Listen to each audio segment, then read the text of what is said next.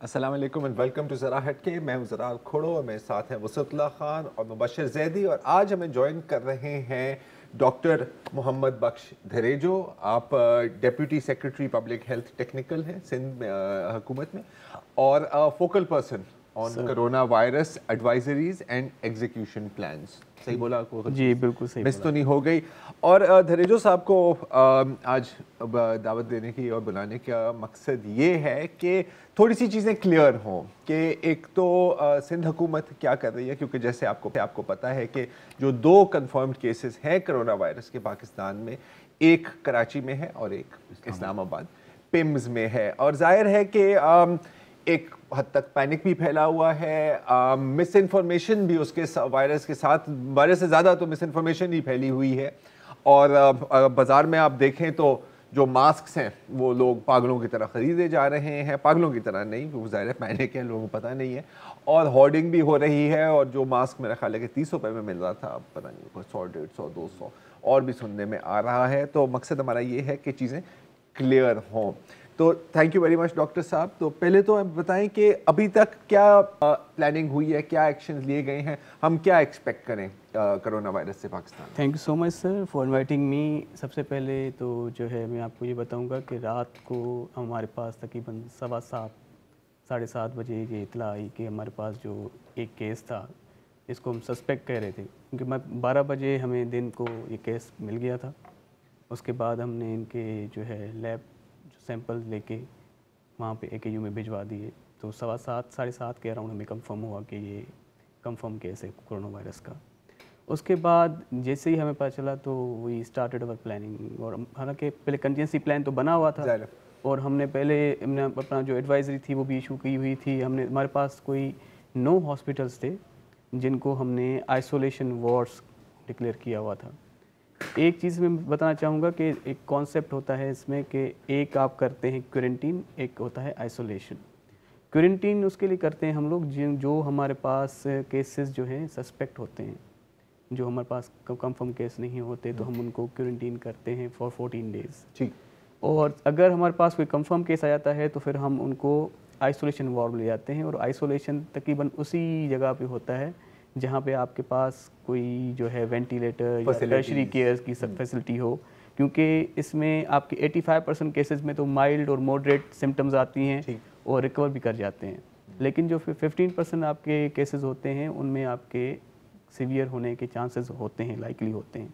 वो डिपेंड करता है आपकी जो है एज के ऊपर भी, कि अगर 40 ईयर से आप नीचे हैं, आपकी क़ुव्वत मुदाफ़ियत जो है वो अच्छी है, इम्यूनो कम्प्रोमाइज़ नहीं है, लंग्स का कोई मसला ना हो, लंग्स का मसला ना हो, एस्थमेटिक नहीं है, आपको कोई क्रोनिक लंग डिजीज़ नहीं है, या इवन कि अगर आप देखें कि कोई 80 ईयर का एक आपका जो है एजेड जो है आपका जो वालिद साहब हैं, बुज़ुर्ग हैं, कोई और हैं, और एक आपका 22 ईयर्स का, जैसे हमारे पास अभी जो लड़का है वो 22 ईयर्स का है, तो उसकी इम्यूनिटी में और 80 ईयर्स की इम्यूनिटी में फ़र्क होता है। बहुत फ़र्क होता है, और अकॉर्डिंगली वायरस आपकी इम्यून सिस्टम को ही अटैक करता है। तो इसलिए जो यंग होते हैं वो ज़्यादा रिकवर कर जाते हैं, और जो कॉम्प्लिकेशंस होती हैं वो आपकी ओल्ड एज में चली जाती हैं। तो इसलिए गवर्नमेंट ऑफ सिंध ने 9 सेंटर्स, जिसमें आपके 6 सेंटर जो ना आपके कराची में हो गए हैं, जिसमें आपका ओजा सेंटर है, उसके अलावा सिविल हॉस्पिटल है, उसके अलावा आपका जो है लियारी जनरल हॉस्पिटल है, आपका जिना JPMC है, इंडस को आज हमने जो है CM साहब ने वहाँ मीटिंग की तो उसमें ऐड कर दिया है। तो इस तरह आपके जो है 6 सेंटर्स जो है आपके कराची में बन गए हैं।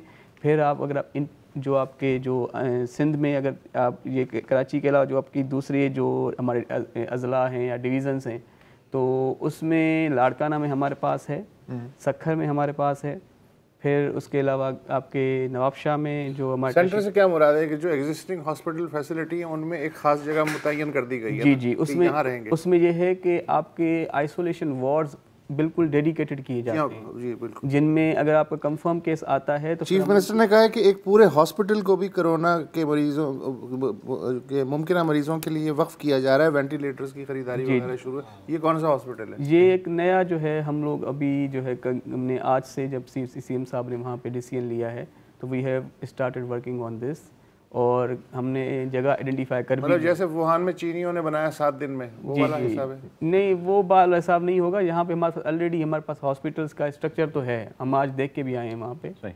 तो हम उसी हॉस्पिटल को जो है अपग्रेड करके एक अपना सेपरेट एक बनाना चाह रहे हैं, ताकि वो आपकी आबादी से थोड़ा दूर भी हो। ठीक है, ताकि जो है आपका क्वारंटीन की आपकी वहाँ पे सर्विसेज भी दे सकें, आप वहाँ पे आइसोलेशन सर्विस भी दे सकें। अच्छा दरेजो साहब, गेटिंग बैक, जो पेशेंट है, ये भी खबरें आई कि उसकी फैमिली को भी एग्जामिन किया गया है, उसके फैमिली को क्लियर कर दिया गया है।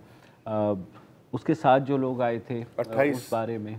अच्छा, इसमें यह है कि मैं आपको बताऊंगा कि रात को तकरीबन हमने 1:30 बजे हमारी मीटिंग हुई थी अपना चीफ सेक्रेटरी साहब के हाउस पे ही। तो तब हमने डिसाइड किया था कि आपको सारे जो उनके कॉन्टैक्ट्स हैं उनको भी आपने एग्जामिन करना होगा। जी बिल्कुल। तो हम उनके घर के रात को 4:40 एग्जैक्टली बता रहा हूँ मैं आपको। ओके। तो आप में ख्याल है कोई 40 घंटे से तो नहीं सोए? हाँ, एक 41st आवर फॉर मी। माशाल्लाह, थैंक यू। ओके। तो उसके बाद जो है हम लोग सुबह 4:45 बजे के अराउंड हमने उनको ओझा कैंपस जो है हमने शिफ्ट कर दिया था। और आज जो है उनका टेस्ट हुए थे, क्योंकि वो डायरेक्ट क्लोज कॉन्टैक्ट्स थे, तो हमने टेस्ट किए उनके, तो वो आज नेगेटिव आए हैं। तो देन तो दे आर क्लियर। 28 लोग जो थे। तो उसके अलावा एक आपके होते हैं क्लोज कॉन्टैक्ट्स, एक आपके होते हैं वो कॉन्टैक्ट जो डिस्टेंट कॉन्टैक्ट्स। अब 28 लोगों की बात कर रहे हैं, हम लोग उससे थोड़ा आगे चले गए। वो ये है कि हमने इंटायर जो फ्लाइट थी हमने उनकी डिटेल्स ले ली हैं। ठीक। और उसमें फिर जो है पंजाब के लोग भी हैं, उसमें दूसरे प्रोविंसेस के लोग भी हैं। तो आज हमने क्या किया कि हमने वो जो पूरी फ़्लाइट के नाम हैं वो कंसर्न डिस्ट्रिक्ट के डिप्टी कमिश्नर्स को भिजवा दिए हैं, जो डिस्ट्रिक्ट रिस्पांस टीम्स हैं हमारी। अब वो उनको सारे जो हमारे उसमें कॉन्टेक्ट्स थे उनको एग्जामिन कर रहे हैं, उनकी हिस्ट्री ले रहे हैं, और अकॉर्डिंगली एक हमारा क्राइटेरिया बना हुआ है कि अगर आपका कोई भी ऐसा कॉन्टैक्ट जिसको 14 डेज से अबव हो गया है और उसमें कोई साइन और सिम्टम्स नहीं आए, तो इसका मतलब वो इंक्यूबेशन पीरियड को ये 1500 के करीब है लोग। तो वो टोटल 1419 है एग्जैक्टली अगर मैं बात करूं। तो 1419 हैं, जिसमें से 856 जो हैं वो आपके दूसरे अजला से हैं, और जो कराची के अजला हैं इनके कोई अराउंड आपके 500 समथिंग यहाँ के हैं। उनमें से 28 के बारे में सुना है कि वो सस्पेक्टेड है। 28 वो सस्पेक्टेड हैं, वो दे इंक्लूड दैट वन। जो 28 हैं, तो हमने पहले हम रात तक हमारे पास 28 की फिगर थी, और हमने सबको डिप्टी कमिश्नर को 28 का नंबर दे दिया था। लेकिन सुबह में डिसाइड ये हुआ चीफ मिनिस्टर साहब के पास कि भाई don't go for those 28, go for the entire flight, because वो फ्लाइट में थे, तो फ्लाइट में सारे आपके रिस्क पे होंगे। तो चाहे वो आपके पंजाब के हैं या किसी और सूबे के हैं, डजंट मैटर एट ऑल। फिर हमने फेडरल गवर्नमेंट को लिख दिया उसके लिए कि ठीक है, हम अपने सूबे में तो हमारे पास एरिया हम देख रहे हैं, काइंडली ये आपके पास आए हैं, इनको आप भी देख लें, क्योंकि अल्टीमेटली जैसे फॉर कंट्री जो नेशनल एक। अच्छा, अब स्कूल्स की अगर हम बात करें तो ज़ाहिर है आपके बच्चे भी यहाँ कराची में स्कूल में होते हैं, मेरे भी बच्चे यहाँ कराची में स्कूल होते हैं। ये जो 2 दिन के लिए स्कूल बंद किया है, इसके पीछे मतलब क्या थी? बिकॉज लोग ये कह रहे हैं कि यार बाकी ममालिक में तो महीनों के लिए स्कूल बंद किए हुए हैं, 2 दिन बंद करने से क्या होगा? बलूचिस्तान हुकूमत ने 15 मार्च तक के लिए स्कूल बंद। अब इसमें सर जो रैशनल वो यही है कि आपको मैंने जैसे बताया कि कॉन्टेक्ट्स को आपने स्क्रीन करना होता है कि आइदर वो कॉन्टैक्ट जो हैं आपके सस्पेक्ट से निकल के प्रोबेबल केस में या कंफर्म केस में आते हैं कि नहीं आते। अगर वो सस्पेक्ट से निकल के आपके कंफर्म केस में आते हैं, तो it means they can transmit disease. अगर फॉर एग्जांपल एक ईरान से या कहीं चाइना से कोई आपका शख्स आया, उसको जो है आपने सस्पेक्ट किया और कंफर्म केस निकला, तो वो घर भी गया होगा, घर पे अपने बच्चों को भी मतलब मिला होगा, वहाँ पे भी उनको ट्रांसमिशन हुई होगी। तो हम as a public health side पे वो बात है कि we think about the worst के केस, देखते हैं कि कहाँ पे क्या क्या चीज़ हो सकती है, पॉसिबल क्या चीज़ हो सकती है। तो ये डिसीजन जो गवर्नमेंट ऑफ सिंध का ये था कि जो भी आपके पास ये सस्पेक्ट केसेस हैं, जब तक इन सब को स्क्रीन नहीं किया जाता तो तब तक आप उन फैमिलीज़ को, जब फॉर एग्जांपल अगर हमारी 1500 फैमिलीज़ हैं, उनमें से हमारी अगर 2 या 3 फैमिलीज़ ऐसी निकल आती हैं जो बाद में खुदा ना ख्वास्ता निकल आती हैं कंफर्म, तो हम उनके बच्चों को भी फिर 15 दिन के लिए हम क्वारंटीन कर देंगे, रादर कि हम उन बच्चों को स्कूल भेजें और फिर और बच्चों को इन्फेक्ट करें, चीज़ हाथ से बाहर निकले। तो इसलिए पब्लिक हेल्थ स्पेशलिस्ट जो पब्लिक हेल्थ में जो ये इंटरवेंशन होती है वो ये होती है कि आप इसमें लार्जर इंटरेस्ट को देख के आप स्मॉल इंटरेस्ट को आप थोड़ा सा कम कर देते। जैसे आपने ये भी कहा, कुछ ये भी बात है कि बच्चों में कम ये फैलता है, या चीन में देखते हैं, कहीं पर भी देखते हैं, रेजिस्टेंस उनकी मुदाफ़त ज़्यादा होती है, तो ज़ाहिर है वालिदैन परेशान होते हैं, तो उनके लिए ज़रा थोड़ा सा बता देंगे बच्चे जो हैं। इसमें सबमिशन सर ये है कि दिस इज़ एविडेंस, मतलब कि हम जो जब साइंटिफिक बात करते हैं तो हम एविडेंस से मदद लेते हैं, रिसर्च से मदद लेते हैं। तो जो हमारा जो सबसे बड़ा एविडेंस तो चाइना है कि इतने बड़े केसेस आए हैं, आपको वहाँ से आप डेटा लेते हैं और अपने कहते हैं कि क्या चीज़ चल रही है। तो जो सबसे ज़्यादा जो रेजिस्टेंस आई है ना, वो आई है आपकी न्यूबॉर्न से लेके 40 ईयर्स तक। न्यूबॉर्न्स में भी ओके। मतलब कि आपके बच्चे जो हैं, बच्चों से लेके आपके 40 ईयर्स तक, मतलब कि आपकी जो डेथ रेट है ना, वो that is 0.04%। Average death rate क्या है? 2%। या तो चलिए, तो फिर बच्चे तो महफूज ही या तो 0.04% आपका वो रेट है। लेकिन अगर आप 80 इयर्स तक जाएं जी, तो दैट बिकम्स 14%। ओके। 40 से अबव का जो है वो ग्रुप ज्यादा बड़ा हो जाता है। या तो इसलिए, और 80 के अबव तो अब ये जो एज के साथ हमेशा आपकी इम्यून सिस्टम कंप्रोमाइज होता है, जिसको हम कहते हैं इम्यूनो कंप्रोमाइज पेशेंट्स। डायबिटीज़ भी होती है उसमें, आपके अस्थमा के जो दूसरे लंग्स डिजीज भी होती हैं, तो सारी चीज़ें ये काउंट करके इम्यूनो कंप्रोमाइज पेशेंट की तरफ जाती है। अच्छा, अब थोड़ी सी अब अगर पब्लिक इंटरेस्ट की बात करें, अभी थोड़ी देर पहले बात कर रहे थे मास्क का। अगर आप सोशल मीडिया पर भी देखें तो हर बंदा यही है, सर ये मास्क जोर है, मतलब कहाँ से मास्क लेना है, मुझे इतने में मिला, मैं ये मास्क पहन रहा हूँ, मुझे नहीं मिला। अगर मास्क मैंने पढ़ा है कि नॉर्मल जो लोग हैं उनको मास्क पहनने की जरूरत नहीं है, सिर्फ हाथ साफ करके। हाँ, तो ये सर थोड़ा क्लियर कर सर, थोड़ा सा मैं आपको लॉजिक बताऊंगा कि लॉजिक क्या है इसके पीछे। आज ये हमारी जब मीटिंग, अभी इवनिंग मीटिंग से मैं आ रहा हूँ, वहाँ पे चीफ मिनिस्टर साहब मीटिंग थी वहाँ पे, तो वहाँ पे भी ये मास्क के बारे में कुछ डिस्कशन निकली। तो ये जो आपका नोवल कोरोना वायरस है, 3 तरह की आपकी ट्रांसमिशंस होती हैं। एक होती है आपकी एयरबोर्न, कि आप एयर से जो जाती हैं वहाँ से ड्रॉपलेट्स, छोटे ड्रॉपलेट्स होते हैं वो ट्रेवल करते हैं। दूसरा होता है ड्रॉपलेट इन्फेक्शन, ज़्यादा जो आपकी सिक्रीशंस होती हैं, ज़्यादा बड़ी साइज में थूक वगैरह निकलती है, उससे आप जाते हैं। जब आप खांसते भी हैं, हाँ, खांसते हैं या स्नीजिंग करते हैं तो उससे आपके ड्रॉपलेट्स निकलते हैं। तीसरा होता है मैं ड्रॉपलेट्स निकले और यहाँ टच हो गए इस सरफेस के ऊपर, मैं खांसा, यहाँ टच हो गए, तो यहाँ पे अगर ये जो वायरस है, अगर मैं हाथ लगाया तो मेरे हाथ पे लग गए। तो ये जो हाथ पे कांटेक्ट लगे, ये ज़्यादा मतलब कि मेरा खतरनाक, मैं इसको मुंह पे भी लगाता हूँ, कहीं और पे लगाता हूँ। तो कहने की बात यह है कि जब इसका जो मेजर सोर्स इन्फेक्शन है वो कांटेक्ट ट्रांसमिशन है, और दूसरा ड्रॉपलेट इन्फेक्शन है, इसका एयरबोर्न ट्रांसमिशन नहीं है। मतलब ये आप दोबारा भी प्लीज बोल दें, मतलब बार-बार लोग इसको कहते हैं कि सर ये तो एयरबोर्न है। ये तो आसान अल्फाज में ये कि जब मैं थूकता हूँ तो थूक के छींटे आपके चेहरे पे भी पड़ सकते हैं, आप इन्फेक्टेड हो सकते हैं, और अगर आप सामने नहीं भी हैं तो वो छींटे मेज पे या आपके बेड पे या कहीं भी पड़ सकते हैं, और आपका अगर वहां हाथ लग जाए तो आपके हाथ पे फिर आ जाएंगे।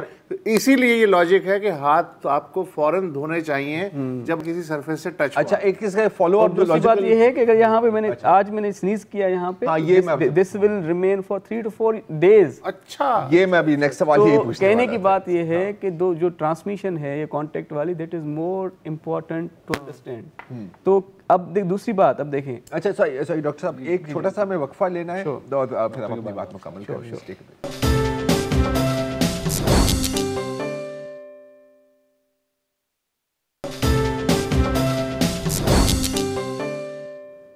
वेलकम बैक जी। हम बात कर रहे हैं डॉक्टर धरेजो साहब के साथ, जो आपको और हमें भी समझा रहे हैं कि कोरोना वायरस पे टेंशन लेने की ज़रूरत है, लेकिन पैनिक करने की ज़रूरत भी नहीं है। और हम बात कर रहे थे मास्क की, तो आप कुछ कहना सर? मैं सबमिशन ये दे रहा था क्योंकि ये बहुत इंपॉर्टेंट है कि लोगों को समझना चाहिए कि हमें 2 चीज़ें नहीं करनी।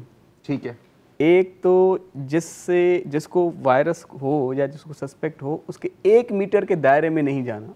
ठीक है, क्योंकि ये है तो यानी 3.5 तो 1 मीटर तक तो ये जाता है, हाँ, तो उससे आगे नहीं जाता। 3.5-4 फुट। हाँ, दूसरा ये एयरबोर्न नहीं है, एयरबोर्न नहीं है। उसके अलावा जब आपने टच किया तो हम कहते हैं कि अपने मुंह को हाथ नहीं लगाना, फिर हम कहते हैं कि भाई मास्क पहने। तो जब आप मास्क पहनते हैं तो बार बार आप मास्क को ठीक करते हैं, यार ये तो कहने की बात क्या है कि जब आप मास्क को बार बार ठीक करते हैं तो आप बार बार मुंह को वायरस का घर बन जाता है मास्क। तो रादर के आप उसको प्रिवेंट करें by keeping the mask on your face, you are promoting you are making yourself more at risk. या ये बात और दूसरी बात कि जो मास्क है वो आपको एयरबोर्न चीज़ों से इनसे बचाता है। जब आपका है ही 1 मीटर और आप कहीं रास्ते पे जा रहे हैं तो 1 मीटर के रास्ते में कौन सा आप कांटेक्ट आपके करीब आएगा? कभी भी नहीं आ सकता। तो इसीलिए जो मास्क है वो इंडिकेटेड है उन लोगों के लिए जो हॉस्पिटल में काम करते हैं, क्योंकि हॉस्पिटल में आप जो मरीज वगैरह आते हैं उनके आप बहुत करीब रहते हैं। तो दूसरा फिर कॉन्सेप्ट और कौन सा मास्क पहनना चाहिए, फिर यहाँ पे एक नया को सवाल ये भी आ जाता है। N95 बात, N82 है और इसके बाद हर बंदा एक्सपर्ट बना हुआ है। लेकिन कहने की बात ये है कि simple surgical mask is much more effective in the hospital setup for those, not for the community. Okay. लेकिन जो आपके हॉस्पिटल सेटअप में जो हम कड़कमनी क्षेत्र हैं वहाँ भी सर्जिकल मास्क चल जाएगा। N95 की बात तब आती है जब एक हमने सस्पेक्ट लिया कि हमारे पास एक अपना आया कोई सस्पेक्ट केस, उसने कहा कि मुझे जो है खांसी भी हो रही है, ज़ुकाम है, मुझे जो है गला भी ख़राब है। तो हमने उनको सस्पेक्ट लिया और हम उनका नेज़ोफेरेंजियल स्वैब लेते हैं, जो सैंपल लेते हैं नाक से हम उसको डालते हैं स्वैब और यहाँ गले से उसका स्वैब लेते हैं। तो जब वो स्वैब लेते हैं तो जब निकालते हैं तो पोटेंशियल चांसेस होते हैं कि सिक्रीशन बाहर आए, सही, और वो जो सैंपल ले रहा है उसको वो ड्रॉपलेट अफेक्ट करे। उसके लिए हमारे पास ये N95 स्पेसिफिक मास्क है। तो मतलब कि लोग जाके दुकानों को ये ना कहें कि यार अल्लाह के N95 मास्क 10,000 रुपए ले लो, N95 का मास्क। तो कहने की बात ये है कि नहीं करना। समझने की बात ये है हाथ साफ रखने। अच्छा, हाथ साफ करने की, हाथ साफ रखने। आपको जो है अपने जो एक मैं बात कहूँगा कि अल्कोहल बेस्ड कोई भी सैनिटाइजर लें। ठीक, ये हमने एडवाइजरी भी जारी कर दी है गैस डिपार्टमेंट की कि अल्कोहल बेस्ड कोई भी हैंड सैनिटाइजर लें, अपने बार बार हाथ साफ करें, पानी ज़्यादा से ज़्यादा पिएं। और अगर खुदा न ख्वास्ता बुखार होता है, घबराने की बात नहीं है, जस्ट पेनाडोल ले लें, जिस तरह 2 पेनाडोल दिन में 3 बार, ये इलाज है। अगर फॉर एग्जाम्पल एंटी हिस्टामिन लेनी है, कोई मतलब कि जिस तरह एलर्जी वगैरह होती है, antihistamine as per dose ले लें। खांसी हो रही है, खांसी का सिरप ले लें, ठीक है, और कोई इलाज नहीं मतलब सिम्प्टोमेटिक जो भी आपको सिम्टम आ रहा है, जो आप नॉर्मल चीज़ें लेते हैं वो लेते जाएं। आपकी इम्यूनिटी खुद ब खुद वायरस से लड़के आपको रिकवर करा देगी। अच्छा, किस स्टेज पर खुदा ना खास्ता किसी को सस्पेशन है कि जी उनको कोरोना वायरस हो रहा है, किस स्टेज पर उनको डॉक्टर के पास जाना चाहिए या मेडिकल? बिल्कुल सही कहा आपने। अब हमने इसके लिए जो ना आपको बताऊंगा कि फॉर एग्जांपल एक आपके पास सस्पेक्ट आ रहा है कि भाई मैं ईरान से आया हूँ, मैं चाइना से आया हूँ, मैं फलां कंट्री से आया हूँ जहाँ पे ये कंफर्म केसेस थे, तो मुझे जो है आप मैं सस्पेक्ट हूँ, तो मुझे बताएं क्या करूँ मैं। तो हम उसे एक सवाल करते हैं सबसे पहला कि आपको कितने दिन हुए हैं वहाँ से आए हुए। ठीक, अगर वो कहता है कि मुझे 14 दिन हुए हैं या मुझे 16 दिन हुए हैं आए हुए, 14 दिन से ज़्यादा हुए हैं, अगर 14 से ज़्यादा हैं और उसको कोई सिम्टम नहीं हुआ, it means it is very unlikely कि वो कोरोना वायरस से अफेक्ट हुआ, करियर नहीं है। नंबर सेकंड थिंग कि अगर फॉर एग्जांपल वो 14 डेज से कम आया है, मतलब कि 8 दिन हुए उसे अभी आए हुए वहाँ से, तो फिर हम उसको कहते हैं कि आपको कोई इन 4 चीज़ों में साइन सिम्टम है, बुखार है, वो कहता है नहीं। हम कहते हैं कि गला ख़राब है, वो कहता है नहीं।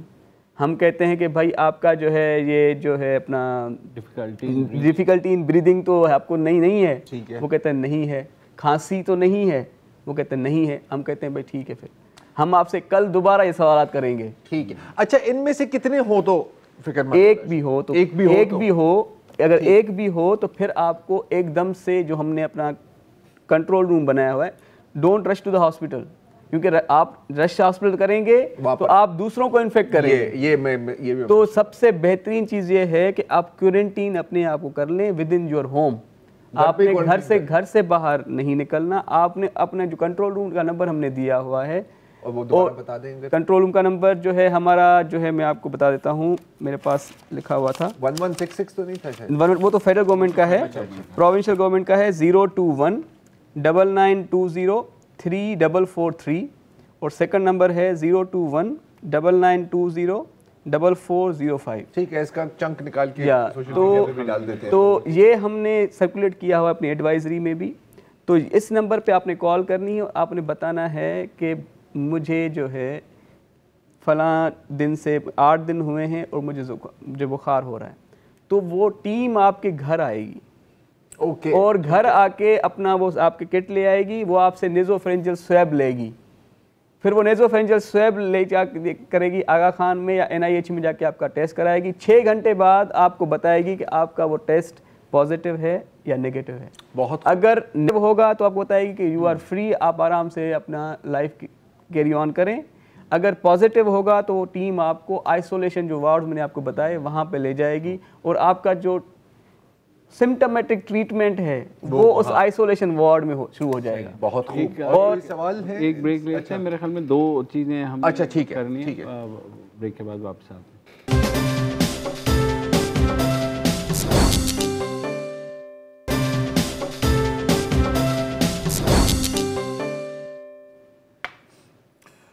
Welcome back. सूबा सिंध में कोरोना वायरस की रोकथाम के सिलसिले में जो कोशिशें हो रही हैं सरकारी सतह पे, उनके राब्ताकार हैं डॉक्टर मोहम्मद बख्श धरी जो हमारे साथ मौजूद हैं थ्रू आउट प्रोग्राम।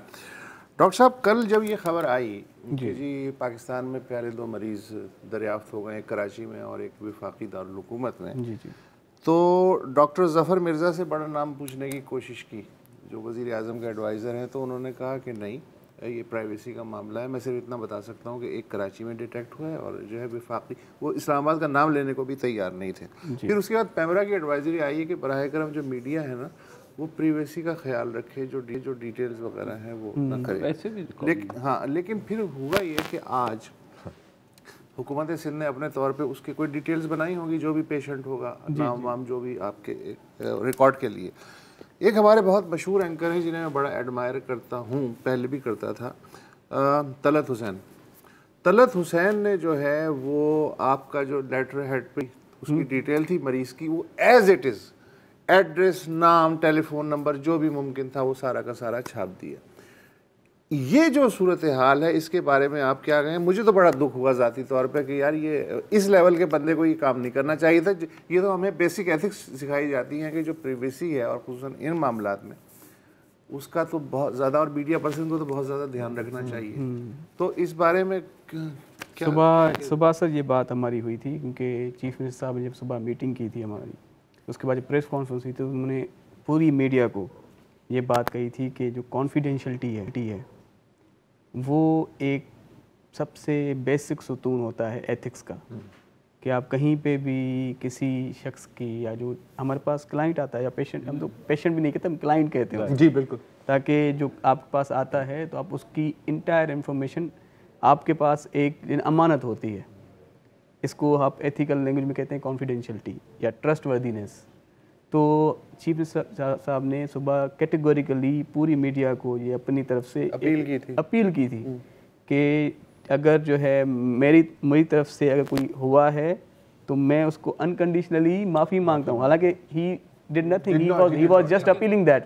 बल्कि इवन अगर वो डिटेल मेरे पास आ भी जाए तो एज जर्नलिस्ट मेरा फर्ज है कि मैं उसे आगे मत बढ़ाऊं, अपने तक रखूं। तो अच्छा, मेरे से भी इसमें गलती हुई है कि जब मैंने ये देखा तो इसको जवाब देने की जगह मैंने इसको कोट ट्वीट किया। तो अब उस वक्त मैं सोचा था कि 16 घंटे से ये पोस्ट ऑन है और इनके हैं 3.3 मिलियन फॉलोअर्स, तो फैल तो चीज़ गई थी। लेकिन हैविंग सेड दैट, इसको कोट नहीं करना चाहिए था, इसकी सेपरेट ट्वीट में मजम्मत कर देते तो बेहतर होती। That was a mistake on my part.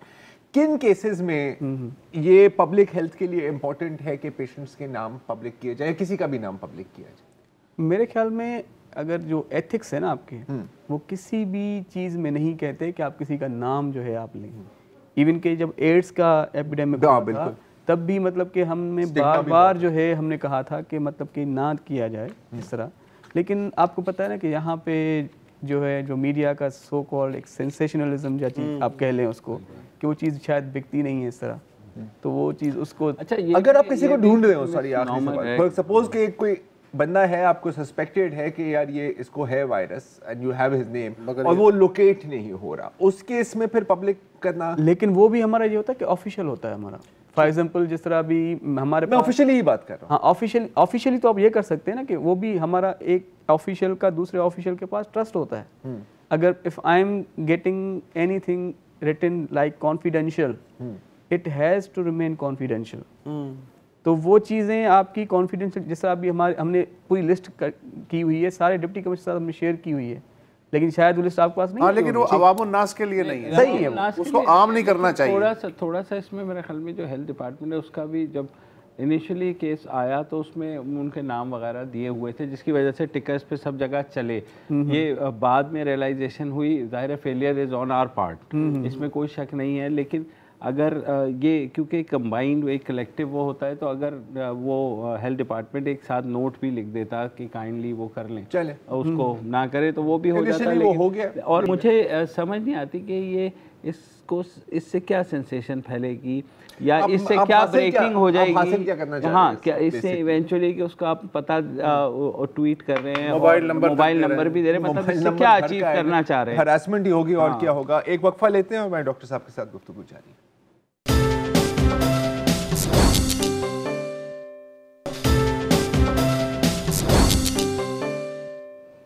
Welcome back. हम बात कर रहे हैं नोवेल कोरोना वायरस के बारे में और हमारे साथ हैं डॉक्टर मोहम्मद बख्श धरेजो साहब। धरेजो साहब, अब ज़ाहिर है आपकी बहुत लोगों से मुलाकात होती है और अब बहुत अजीब अजीब सवालात भी आपसे किए जाएंगे। कुछ तो हमने भी किए हैं, लेकिन इससे भी ज़्यादा अजीब किए जाएंगे। जो सबसे बड़ी गलतफहमी या मिसकंसेप्शन है अवाम में कोरोना वायरस के बारे में, क्या है होगी? जो हमने आज 3-4 दिनों में सबसे बड़े जो हमने साइंसदान पाकिस्तान में देखे कोरोना वायरस के हजारों इतने जबरदस्त जो है वो आधे तो मेरे व्हाट्सएप पर है या वो जबरदस्त ट्वीट्स आते हैं। ओह, कैसे वैसे? तो जहाँ तक मुझे लगता है कि लोग ये पता लग रहा होता है कि जिसको कोरोना हो गया वो मर जाएगा, बस गया। लगता है जो नज़र ये आ रहा होता है कि इतना पैनिक फैलाया हुआ है। असली हकीकत क्या है? आपकी 85% रिकवर कर जाते हैं। 85%। जब 85% रिकवर कर जाते हैं, आपकी जो है 2% जो है आपकी मोर्टेलिटी रेट है। और आपकी ये बात और है, डेंगू का भी कम बेश इतना ही है। हाँ, तकरीबन उससे भी कम है। सार्स का तो, लेकिन देखें ना, अगर आप देखें सार्स को और अगर आप उसको मर्स को अगर आप उसके साथ कंपेयर करें तो वो ज़्यादा फेटल थी, लेकिन इन्फेक्टिव इससे कम थी। ये इन्फेक्टिव ज़्यादा है, लेकिन फैटेलिटी मोर्टेलिटी इसकी मोर्टेलिटी कम है। एक चीज़ कल हम आपस में भी डिस्कस कर रहे थे, वो ये है कि गर्मी आएगी और कोरोना जाएगा। और जैसी कड़ाके की गर्मी पाकिस्तान में पड़ती है तो कोरोना क्या सर्दी भगा देती है, वैसे कोरोना क्या करोला भी निकल जाए। अब देखें ना कि अगर आप कहें कि specific evidence about novel corona, तो नोवल कोरोना तो आया ही अभी है, तो इसका कोई इसलिए तो नोवेल है। हाँ, इसका तो कोई एविडेंस तो है नहीं। लेकिन अगर आप उसकी फैमिली देखें ना, जैसे वो ताल्लुक रखता है, इन्फ्लुएंजा फैमिली है आपकी पूरी वायरसेस की, तो वो गर्मियों से भाग जाते हैं। तो अगर हम भी यही दुआ कर रहे हैं कि ये अपनी फैमिली के साथ ही चले तो अच्छा है। मतलब गोरे गए हम बच जाएंगे शायद, तो हो सकता है। हाँ। अच्छा, आज की जो मैं ग्लोबल सूरत हाल है थोड़ी सी कैप्सूल में बता देता हूँ। ईरान और पाकिस्तान के दरमियान जो फ़ज़ाई रब्ता है आज मिडनाइट के बाद से वो ख़त्म है। ताहुक्म सानी सऊदी अरब ने उम्रे और जो सियाहत है उसको फ़िलहाल कर दिया है। वो लोग नहीं जा सकते, सिर्फ वो लोग जा सकते हैं जिनका पास ऑलरेडी अकामा ये जो काम करते हैं सऊदी अरब में। कुल आज की तारीख़ तक 50 ममालिक हो गए हैं दुनिया भर में जो इससे कोरोना वायरस जो पहुँच गया है। पूरा Scandinavia, Baltic states, south America में ब्राज़ील वो हो गया है। अच्छा, इसमें पाकिस्तान, अगर सार्क की मैं बात करूं तो पाकिस्तान में अभी 2 केसेस आए हैं। इंडिया अभी तक महफूज है। श्रीलंका से इंडिया में एक आ गया है। इंडिया 3 हैं इसमें जो लिखे हुए। अच्छा, 3 आ गए केसेस हैं। नेपाल में एक आ गया है, श्रीलंका में एक आ गया है। तो बस ठीक है, मतलब वो तो सार्क तो कवर हो गया, वो सार्क भी कवर हो गया है और भूटान। तो अच्छा, ये मैंने बता चुका हूँ कि ईरान में नमाज जुमा के जो इज्तिमात नमाज जुमा बिल्कुल वो अब मनसूख हो गए हैं। और जो नायब सदर हैं ईरान की, कई नायब सदर हैं ईरान में, एक खातून नायब सदर है मासूम Iftikhar for women and family matters. हाँ, वो जो है कोरोना वायरस पॉजिटिव है। और एक और खबर ये भी आई है कि उनके एक साबिक सफीर फौत भी हो गए। हाँ, लेकिन ये अभी इसकी 100% तस्दीक। अच्छा, ये एक बात कर रहे थे कि WHO अभी तक इसको पेंडेमिक क्यों नहीं डिक्लेयर कर रहा, वजह क्या है? अच्छा, एक जो पेंडेमिक होता है वो ये होता है कि आपकी एक जनरलाइज पॉपुलेशन जो है जब अफेक्ट होती है तो उसमें बाद ही जो है और मल्टीपल कंट्री जोग्राफिक एरियाज जो है आपके कवर हों, ये स्पोरेडिक्स हैं, कहीं पे एक है, कहीं पे दो हैं, कहीं पे वो साथ, तो स्पोरेडिक जो कवरेज होती है वो पेंडेमिक के डेफिनेशन में नहीं आती। ओके, ठीक है। और जो इसकी दवाई है वो कब आएगी? दवाई तो मैंने आपको पहले बताया कि एंटीवायरल के ऊपर जिनकी जो है ना वो चल रही हैं स्टडीज़ कि एक होती है एंटीवायरल मेडिसिन, दूसरी होती है वैक्सीन। तो वैक्सीन तो कम से कम 1.5 से 2 साल लगते हैं उसको बनने में, क्योंकि अभी जो रिकवर हुए होंगे उनसे वो एंटीबॉडीज लेंगे और फिर उसको टेस्टिंग करेंगे और अकॉर्डिंगली वैक्सीन बनती है उससे।